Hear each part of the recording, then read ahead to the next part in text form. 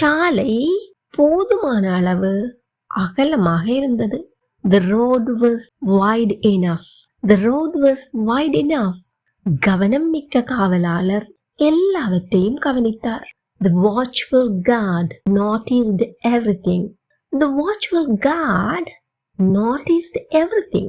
கஞ்சி தண்ணீராக இருந்தது. The porridge was watery. The porridge was watery. அவள் நீண்ட சோர்வான பெருமூச்சு விட்டாள். She gave a long weary sigh. She gave a long weary sigh.